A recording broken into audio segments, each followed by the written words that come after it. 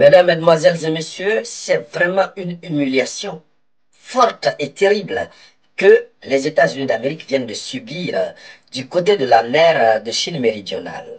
Oui, deux appareils américains se sont écrasés pendant qu'ils étaient en train de tenter d'intimider la Chine, de procéder à une démonstration de force.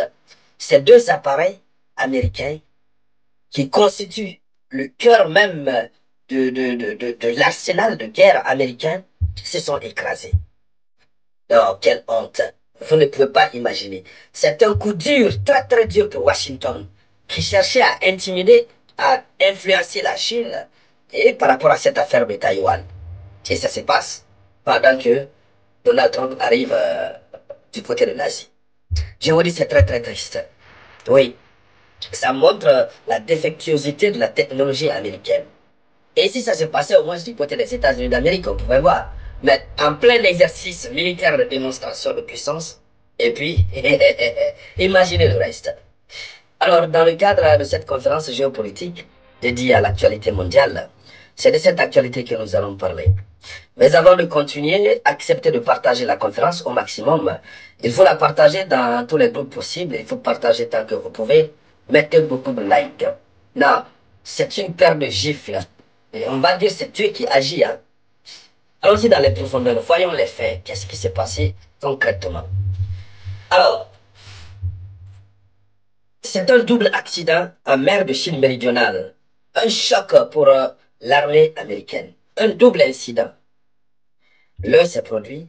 Ensuite, même pas une heure du temps, l'autre est venu aussi s'écraser. Certains ont commencé à penser que la Chine est responsable. Oui, certains ont commencé à penser que la Chine est responsable. Mais en vérité, la Chine n'a rien à voir avec. On va voir. Alors, ça s'est passé hier, dimanche 26 octobre 2025. Deux appareils du porte-avions USS Nimitz se sont écrasés à moins d'une heure d'intervalle.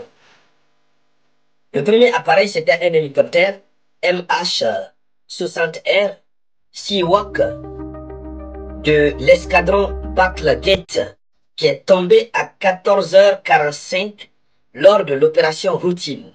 Ils ont déclenché l'opération dans les airs, dans un espace de navigation qu'eux-mêmes appellent espace de navigation libre.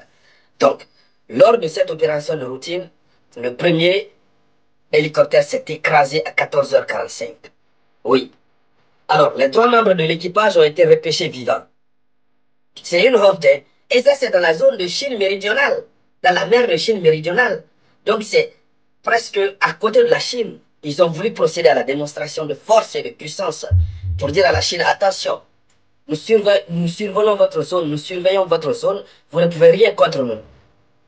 Parce que tout récemment, la Chine a exhibé les capacités inattendues de son industrie militaire. Tout récemment, la Chine a réalisé le Golden Dome, que même l'Amérique n'a même pas encore fini de finaliser le plan. Et donc, il fallait montrer à la Chine que, oui, nous sommes puissants. Mais voici malheureusement le résultat. Je vous dis, Donald Trump ne revient pas, il ne croit pas, il se demande qu'est-ce qui arrive. Est-ce que c'est le karma ou qu'est-ce qui est en train de se passer? Et donc, il faut dire que le deuxième appareil, c'est un chasseur FA-18F Super Hornet de l'escadron Fighting Red Cox. Cet appareil s'est écrasé à 15h15. Donc, est-ce que ça fait? Ça fait juste 30 minutes. Les deux pilotes ont pu s'éjecter et ont été secourus par l'équipe du Nimitz, l'équipe qui se trouvait au niveau du porte-avions. Voilà, ils ont été secourus. Aucun blessé grave, mais c'est une perte matérielle symbolique, extrêmement symbolique. C'est du matériel lourd qui coûte très cher, avec lequel matériel l'Amérique venait pour effrayer la Chine. Et les deux se sont écrasés. Alors, si c'était un seul appareil, désolé, on pouvait au moins se comprendre. Mais ce n'est pas un seul appareil, deux appareils. Les soupçons ont commencé. Est-ce que ce ne sont pas les Chinois qui sont derrière ça? Est-ce que? Mais la vérité, la Chine n'a rien à voir avec ça. Comment comprendre que deux appareils s'écrasent au même moment? Même pas une heure du temps. C'est qu'il y a un problème, un sérieux problème. L'industrie militaire américaine connaît désormais une défaillance totale. Alors, il faut dire, il faut dire que la zone de Chine méridionale est une zone sous tension permanente.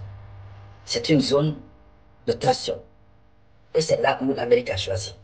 La mer de Chine méridionale est devenue le théâtre d'une rivalité directe entre la Chine et les États-Unis ainsi que leurs alliés du Pacifique. Le porte-avions USS Nimitz opérait dans une mission dite de liberté de navigation. Donc, le porte-avions était là en mer de Chine méridionale. Voilà, opération de libre navigation. Et puis, les hélicoptères montaient pour aller faire ce que bon les sangs et redescendaient, les acrobaties pour montrer leur puissance. Alors, en clair, c'était une démonstration de force face à Pékin. Des sources asiatiques, plus précisément Global Times et CCTV, affirment que des radars chinois suivaient la flotte américaine avant les incidents. Donc, les radars chinois suivaient la flotte américaine avant qu'il y ait l'incident. Mais il n'y a pas de preuve d'implication directe de l'armée chinoise. Mais dans un climat de méfiance extrême, vous comprenez, tout de suite, tous les regards sont partis vers la Chine. Alors, il faut dire que ce n'est pas un simple incident technique. Et dans cette mer militarisée, chaque accident prend la valeur d'un message stratégique. C'est ça. C'est un message stratégique adressé évidemment à la Chine. C'est comme pour dire à la Chine, vous ne connaissez rien, vous ne pouvez rien faire. Et donc, cette démonstration de puissance, c'était ça l'objectif. Dire à la Chine, vous ne connaissez rien, vous ne pouvez rien faire. Mais l'accident là, qui vient de se produire, ça fait un effet domino. Ça fait l'effet contraire. Alors, l'impact militaire, quel est l'impact militaire, les répercussions de ce qui vient de se passer? Il faut dire que la marine américaine vante sa précision et sa supériorité technologique à tout moment. Mais deux crashs successifs, c'est une atteinte à l'image d'infaillibilité des forces US. Leur image est soumise. Ça, c'est très clair. Pékin a immédiatement commenté l'incident en le présentant comme la preuve que la présence américaine crée l'instabilité régionale. Pékin dit que cette présence américaine crée l'instabilité régionale.